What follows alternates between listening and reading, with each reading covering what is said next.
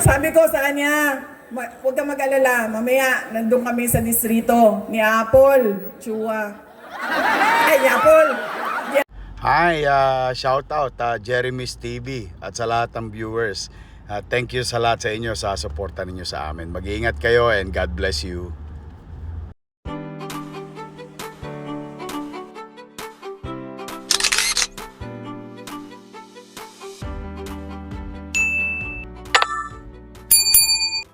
Hindi ko na kailangan ibigay ang pangako ko sa inyo habang ako ay nangangampanya dahil binayaran na kita para sa boto mo. Ano pa ba ang obligasyon ko sa iyo? Bayad ka para bumoto sa akin. So bakit pa ako magbibigay ng tama at totoong serbisyo? Kami doon sa syudad ng Davao, hindi kami naglalagay kailanman ng budget na pambili ng boto. Alam mo anong nangyayari sa Davao? Yes, ma'am. Ang mga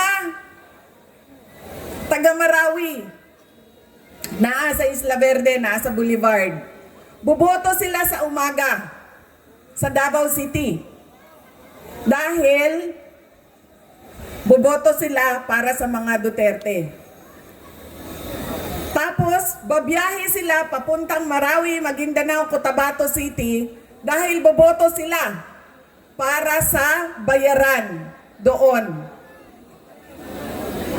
Diba? Truck-truck kayo na bumabiyahe panahon ng halalan para kumuha ng pera sa mga kapitbahay. Mga flying voters, ilang beses ko na yan sinabi sa COMELEC. Kailangan automated ang listahan ng mga tao. Dahil kung hindi ninyo ginawa yan, at hindi niyo binayometrics yan, ganyan lagi ang kultura ng ating halalan. Boboto dito, lilipad sa Bulacan, boboto doon, tatanggap. Ganyan sa amin. Hindi kami nagbibigay. Boboto sila, sa umaga, babiyahe sila, tapos boboto sila doon sa kapitbahay namin. Doon kasi may bigayan ng pera. Yan ang nangyayari sa atin. Sabi ko nga, walang problema. Kunin natin ang pera, pero pag-isipan natin ang ating mga leader. Dahil yan ang kinabukasan. Yan ang magdadala sa atin sa tama o maling kinabukasan ng ating bayan. Alam niyo, masakit sa akin yung pagbibili ng boto. Dahil nga, nawawala yung respeto ng tao sa isa't isa. Nagiging transaksyon. Mahalin mo ako, bayaran kita. Pag hindi mo ako bayaran, hindi kita mamahalin. Nagiging transaksyon ang ating mga relasyon sa ating mga kababayan. At masakit sa akin dahil sino ba at kaninong boto ba ang binibili ng mga politiko? Sa mga mayayaman ba? Sa mga mataas ba ang trabaho at natapos? Mga doktor, binibili ba ng 2,000 ang kanilang boto? Mga engineer na kumikita ng 1 milyon isang buwan, binibili ba ng 2,000 ang kanilang boto? Hindi. Ang binibili ang boto, yung mga tao na araw-araw naghihirap, nagtatrabaho, naghahanap buhay dahil ang 2,000 ay napakalaking bagay para sa pamilya nila. Yung mga taong naghihirap at walang-wala. Masakit yun. Dahil pinagsasamantalahan yung kahirapan ng mga tao. Dahil ba walang-wala ako, bibilhin mo na ang aking dignidad at prinsipyo. Yan ang ugali natin, mga Pilipino. Kung sino yung naaalala, bahala na. Hindi ko na tatanungin kung ibibigay mo ba pangako mo. Kung sino yung sikat. Kung sino yung malaking pamilyang politiko. At ibinibigay natin yung pagkatao natin sa taong magbabayad. Sa tamang presyo. Kaya kailangan, madami ang nagtatanong, ano bang magagawa namin? Ano bang matutulong namin, Inday Sara? Wala na kayong matulong sa akin. Tumulong na kayo. Ginawa niyo na akong pangalawang pangulo ng ating bayan. Oh, sa susunod yun, sir. Pero sandali lang, sir. Nandito muna tayo. Huwag niyong kalimutan, hindi ako kandidato. Botante ako ngayong eleksyon na ito. Nagpapaalala ako sa inyo kung ano yung dapat gawin natin. Baguhin natin ang ugali natin sa pagboto ng mga kandidato. Ilang araw na ako umiikot sa iba't ibang lugar sa Visayas. Baka dahil naging 20 pesos yung bigas doon dahil umikot ako doon o galing ako sa Samar, Leyte. Ngayon lang ako napaisip pa. Galing, oo nga eh. Bukas 20 na yung bigas ninyo dito kasi dumaan sa Inday Sara. Magpasalamat kayo sa akin! Ngayon lang ako napaisip na na. Galing ako sa Samar, Leyte, Cebu, Negros. Bacolod, Negros Occidental. Lahat ng madaanan ko, Manila, Quezon City, nagtatanong, kamusta na ba si dating Pangulong Rodrigo Duterte? Ang dami ng mga hindi ko kilala, nagsasabi, ikamusta mo kami kay President Duterte? Kahit hindi kami magkakilala mga kababayan natin kung saan-saan. Okay lang po si Pangulong Duterte. Wala naman po siyang problema sa sakit. Ang kanya lang ay hindi siya marunong sa gawaing pambahay. Hindi siya marunong maglaba, hindi siya marunong magluto, at hindi siya marunong maglinis ng kanyang kwarto. At isa pa doon, siya ay may edad na, 80 years old, si Pangulong Duterte. Ano daw?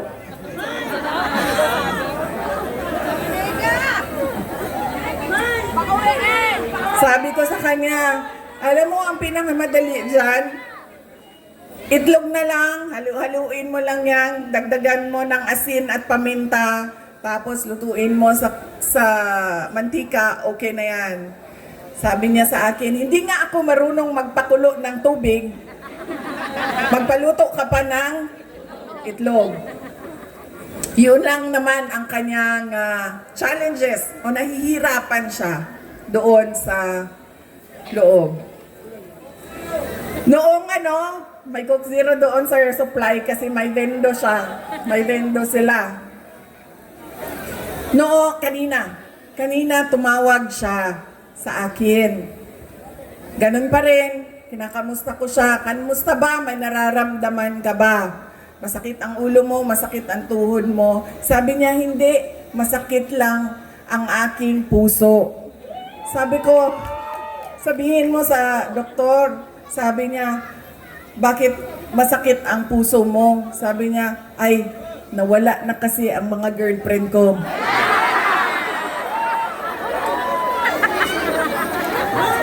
Sabi ko, ay, naku, huwag ka mag-alala. Dahil may 2 girlfriend dyan sa labas ng kulungan, nag-aaway, nag-aantay na lumabas ka. Tapos sabi niya sa akin, sumali ba sa away ang nanay mo? Sabi ko sa kanya, ay nako, wala na siyang pakialam sa'yo. Yan po ang update kay Pangulong Duterte. Sabi niya kanina, kailan mo ba ako ilalabas dito sa detention center? Sabi ko sa kanya, relax ka lang dahil mamayang gabi meron kaming meeting doon sa distrito ni Joel Chua. Ay, sorry. Distrito ni Apple Nieto.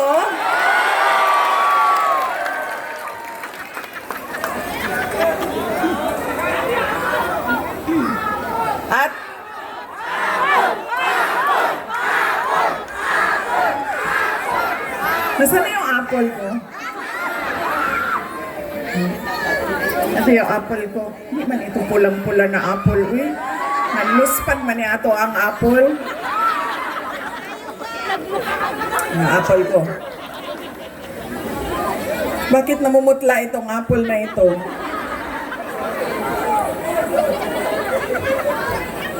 Ha?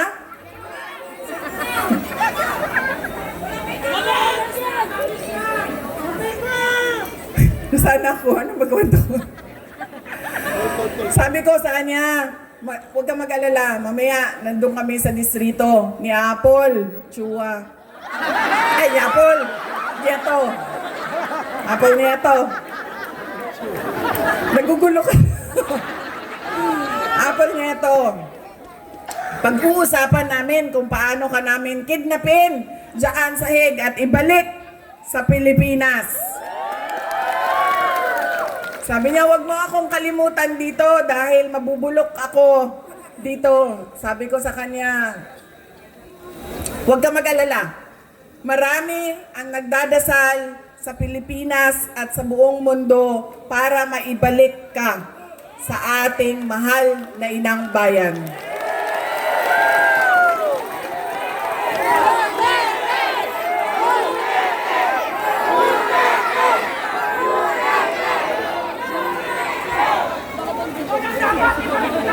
Yung mga nagtatanong kung kamusta si Pangulong Rodrigo Duterte, meron po kaming maliit, short, maikling video para sa inyong lahat.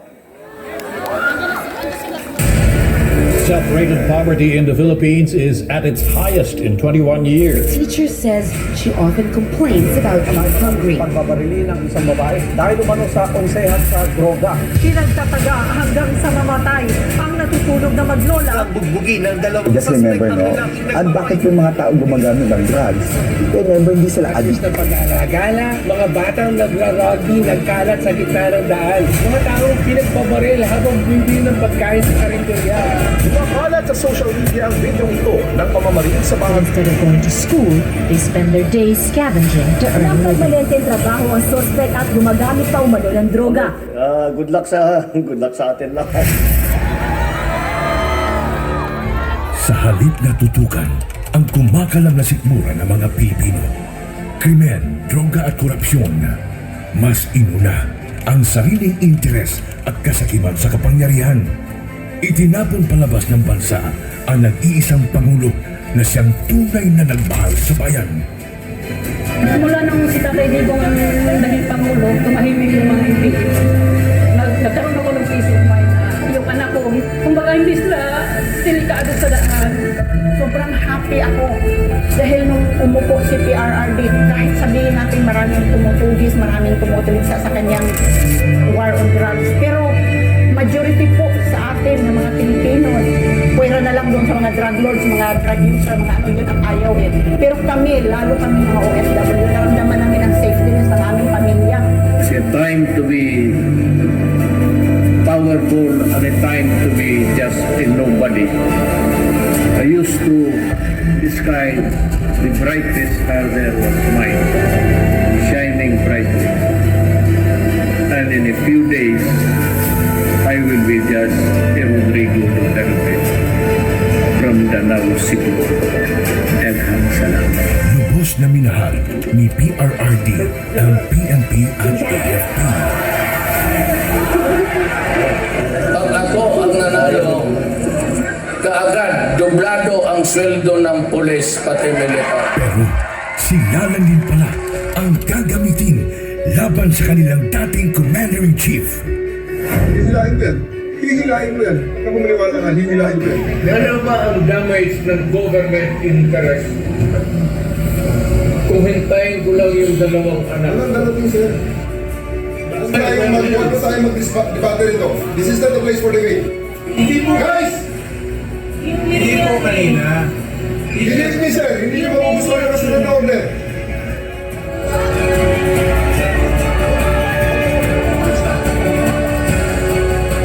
Napilitan sa serbisyo ang iba dahil sa order na isang bangag na namumuno sa kanila. Former Philippine leader Rodrigo Duterte has been taken into custody by the International Criminal At Court. yun ang simula ng pagliyab ng damdamin ng mga Pilipinong nagmamahal kay Tatay Digong.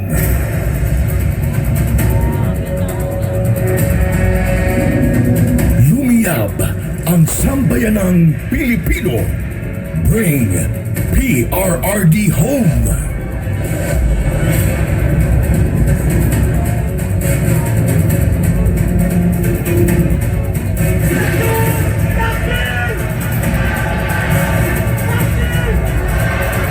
Iisa lang ang sigaw. Duterte saan man sa mundo.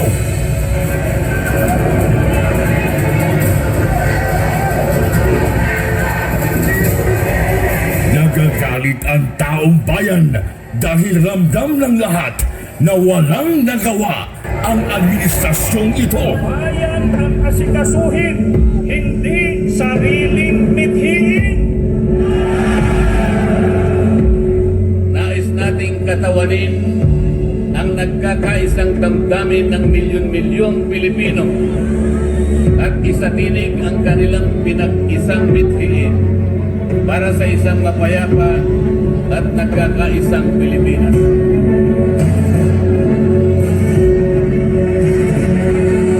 Hindi pa tapos ang pagliyab ng mga puso natin dahil nagpapatuloy pa din ang kasamaan habang nalulugmok na ang inang bayan. Ikawat ni Marcos ang atong gold reserves. Sa pagpapatuloy ng oral arguments sa 89.9 billion peso transfer ng pondo ng Philippine Health Insurance Corporation sa National Treasury, muling binusisi ng mga maestrado ang paggamit ng ahensya sa perang mula sa mga kontribusyon ng mga miyembro nito. Aminado ang DOLE at DSWD na walang listahan para sa mga benepisyaryo ng ayuda sa Kapos ang Kita Program o AKAP. Sa tingin tuloy ng ilan, nagagamit na sa politika ang AKAP. Hindi lang pala 7-7, meron pang 30-30-30. Yung 30-30-30 Yung 30-30 naman, kung ikaw ang host ng sortie, you get 30 million, 90 million lahat yun. 30 million AX or ATAP, 30 million na MAIC, and 30 million na tupad. Sa kanyang 15 taong karanasan bilang kongresista, ngayon daw nakakita si Davao City Representative Isidro Ungab ng ganitong sistema sa Bicameral Conference Committee. Ang tinutukoy niya ay ang mga blankong line items sa Bican Report ng 2025 National Budget na anyay labag sa batas. Partikular dito ay ang missing budget amount sa Department of Agriculture at ang program funds na anyay bilyones ang halaga. Good luck sa atin lahat. Na-promote pa nga ang mga instrumento ng pangingidnap kay PRRD. Police Brigadier General Jean Fajardo and family. The chief of the PNP and his family to join the president for a photo opportunity. Walang titigil para sa bayan. Maybe when I say my farewell, if I get to live in the last day of my term, I'd like to say something and maybe I'll cry. Gusto kong umiyak dahil hindi ko maanong taong binigay nila ng pagmamahal sa akin. Totoo lang. You can save the Philippines. And now vote Duterte.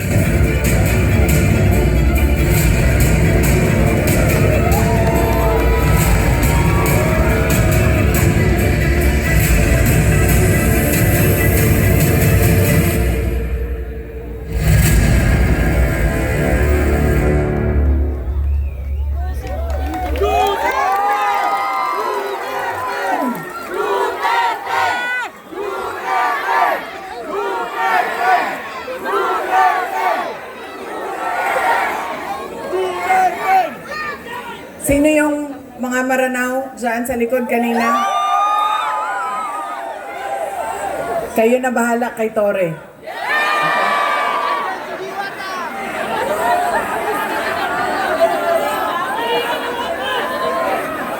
Si Congresswoman Apple Nieto na ang bahala kay Joel Chua sa tulong ninyo.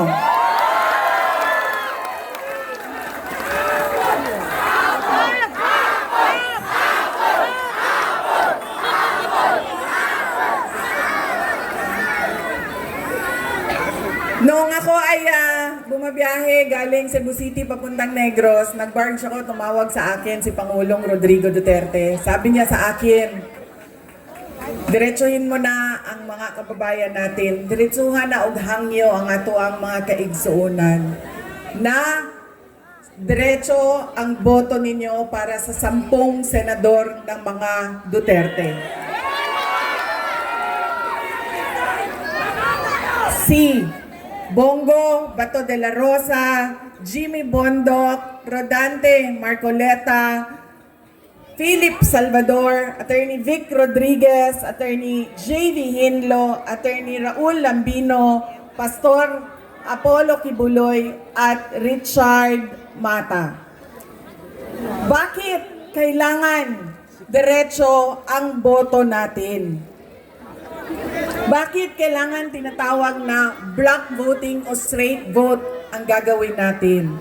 Dahil unang-una, kapag hinaluan ninyo ng ibang kandidato o leader na sa iba ang kanyang pamumulitika, ay magkakagulo lang, mag-aaway lang lagi at magbabangayan lang lagi.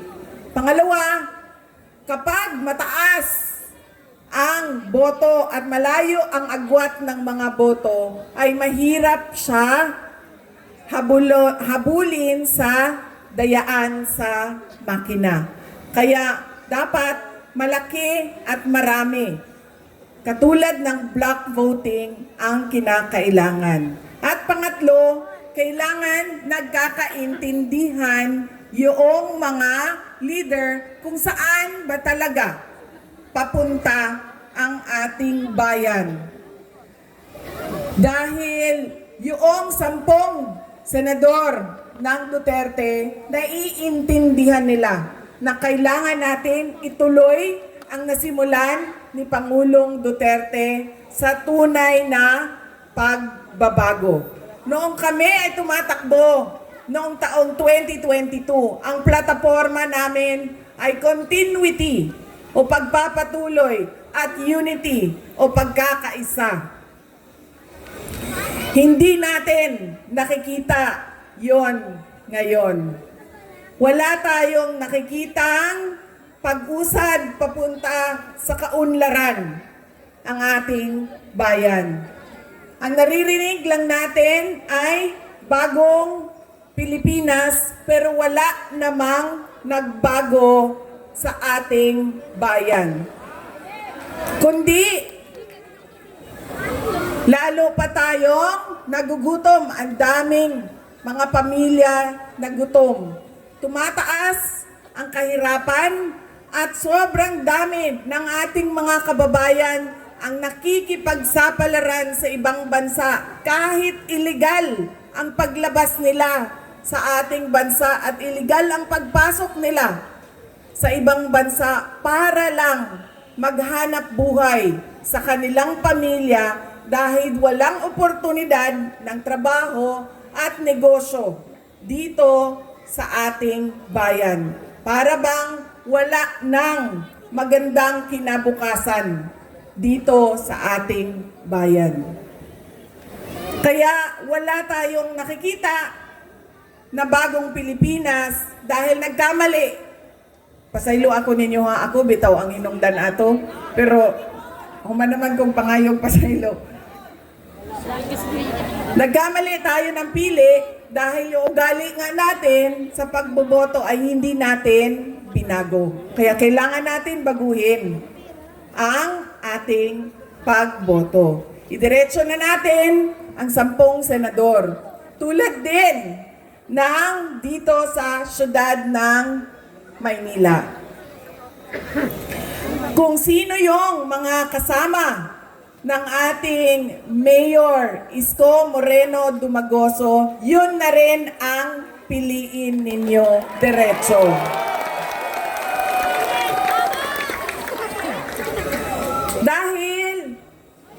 Tulad ng sinabi ko sa kanila, kung pipili kayo ng mayor dito, pipili kayo ng vice mayor sa kabila, pipili kayo ng 2 konsehal dito, 3 doon, o ilan bang, hati-hatiin ninyo ang boto, magkakagulo lang din ang inyong lokal na pamahalaan. Hindi makakagalaw ang mayor ninyo. Hindi din makakagalaw ang vice mayor ninyo. Kaya kung pumili na kayo na kay Mayor Isko Moreno kayo, lahat ng kasama niya, kasama na ang ating Congresswoman Apple Nieto, ay iboto na ninyo.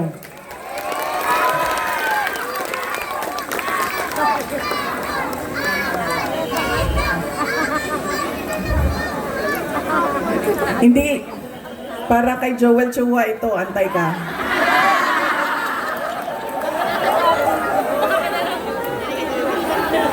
Sabi nung bata, kasi sabi ko, bigay daw yung apple. Ibibigay ko itong apple na ito kay Apple Nieto. Ma'am, saksak mo ito sa bibig ni Apple Chua hanggang sa kanyang lalamunan, hanggang siya ay mamatay. Ang apple na yan, ibigay mo kay Snow White Joel Chua. Alam nyo,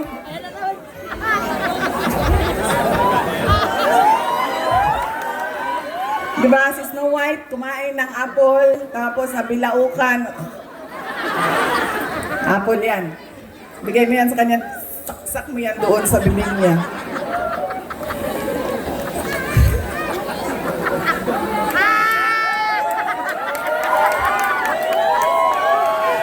Si Joel Chua ba? Siya ba may-ari ng Ing Bitin? Ha? Hindi. Yung may-ari ng Ing Bitin. Kasi alam nyo, dala-dala niya yan lagi, yung hopya na yan doon sa House of Representatives. Tapos pinamimigay niya sa mga tao. Pag may hearing, pinamimigay niya. Nung pumunta ako doon sa hearing nila, nakaupo ako doon, tikita ko iba't ibang kulay ng NBT. Pagdating sa akin, hindi ako binigyan ng hopya. Diba?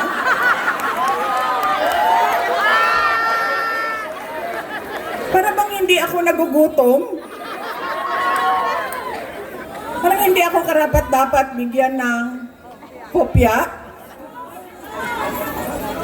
Tapos, sinasabi niya, abogado siya, nung nandoon ako at pinapaot niya ako, magsumpa ka. Sabi ko, bakit ako magsumpa? Nakalagay sa rules ninyo, ang manunumpa lang ay witness. Hindi naman ako witness dito, resource person ninyo ako. So bakit ako manunumpa?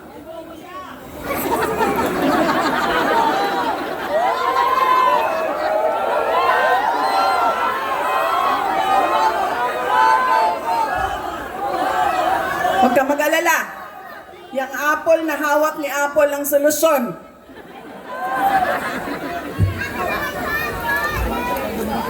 Tapos, sige na.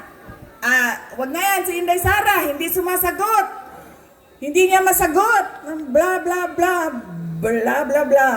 Tapos sabi ko, okay, sige, walang problema. Pinatawag nila yung mga kasamahan ko sa aming opisina. Walang problema. Sabi ko, anong gusto ninyo? Sige, pupunta kami. Kaya naman namin sagutin yan lahat. Di sige.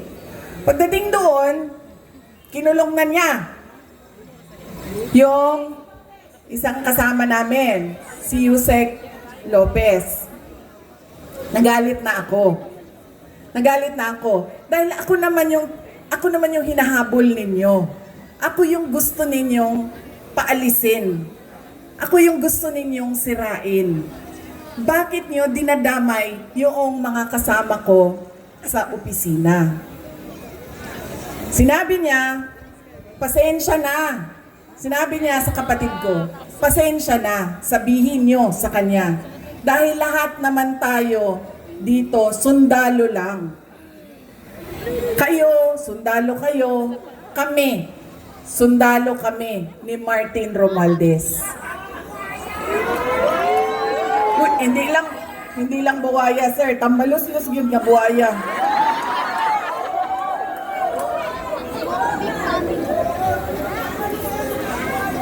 Sinagot siya ng kapatid ko, sundalo tayong lahat. Pero kami, sumusunod kami sa tamang orders. Hindi kami sumusunod sa mali. Yan! Hindi ko nga alam kung paano nyo napili yan si Joel Chua, pero nasabi na sa akin yun. Yan ang karakas ng inyong congressman. Ganyan ang pag-uugali ng inyong congressman. Hindi namimigay ng hopya. At sundalo daw siya. Hindi ko lang alam kung kaya niya yung hirap ng pagiging sundalo daw siya. Pero hindi naman niya sinusunod yung tama. Ang sinusunod niya ay yung mali.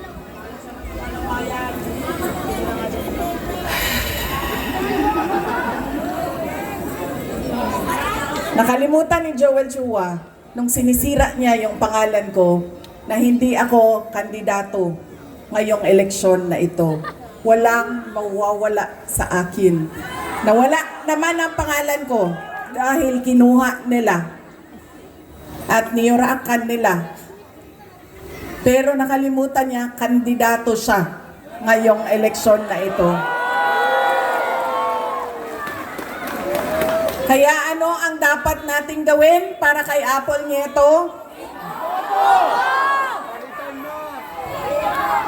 O hindi lang iboto, ano pa ang dapat nating gawin? Ikampanya. Idala sa lahat ng mga presinto at sabihan ang ating mga kasama, bigyan nyo ng 0 yang putang inang Joel Chua.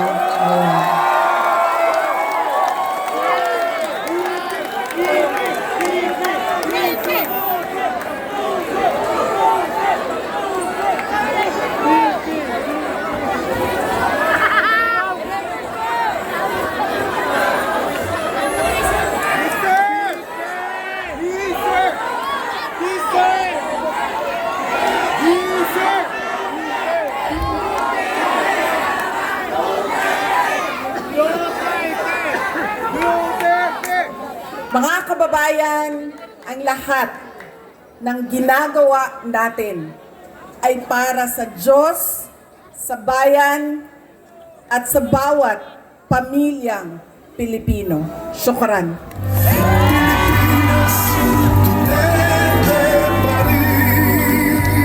Ang tunay na nagmamahal sa atin, laban niya ay laban natin. Pilipinas, Duterte pa rin. Pilipinas, Duterte pa rin. Ang tunay na nagmamahal sa atin, laban niya ay laban natin. Pilipinas, Duterte pa rin. Pilipinas, Duterte pa rin. Isko Moreno ang pag-asa ng bayan. Isko Moreno ang tunay na kailangan para sa kaunlaran, naayusan kapayapaan. Pusong lumalaban para sa Maynila. Muli po mga minamahal po namin taga Distrito 3, palakpakan po natin ang ating Vice Presidente Sara Duterte! Duterte pa rin. Ang tunay na Kayo din po ang ating minamahal na Yorme Isko Moreno Dumagoso! Kasama po ang ating magiging Vice Alcalde Vice Mayor G. Atienza!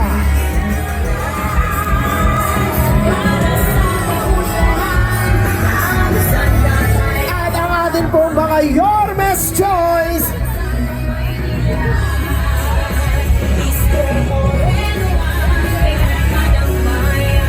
Sa pangunguna po ng aming magiging kinatawan, Congresswoman Apple Nieto!